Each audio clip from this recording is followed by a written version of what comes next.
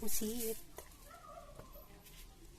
with alimasag tsaka itlog ng pugo. Ayan, super yummy. Ayan.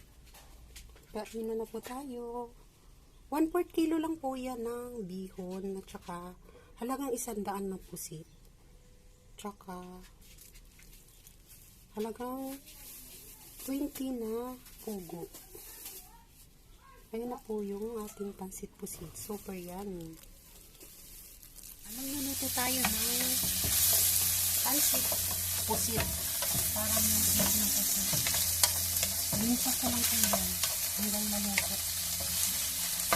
Huwag natin i-overcook kung nagluluto tayo ng pusit. Para hindi makunat.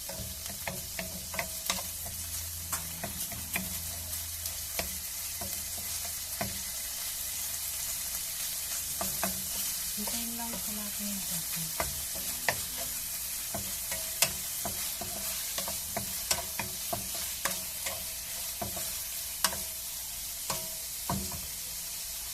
Halos ko na yung itlog ng pugo.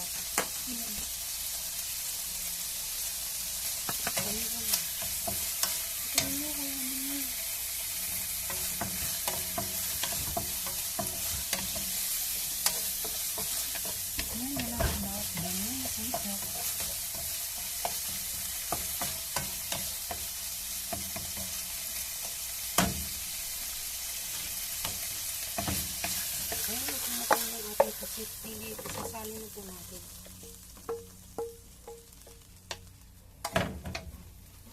Ayan na po siya.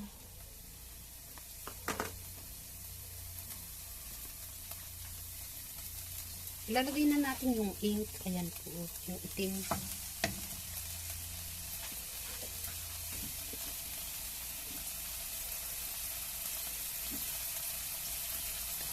Kaya natin yung konting tubig. Lalagay natin yung ibinabad nating bihon sa tubig.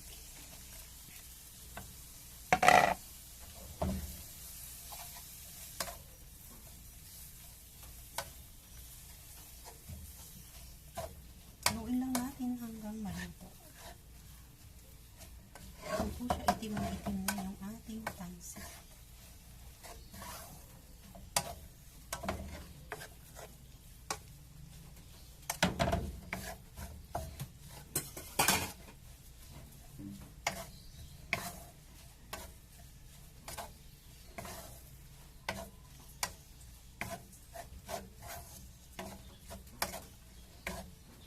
Ayan po, maitim na.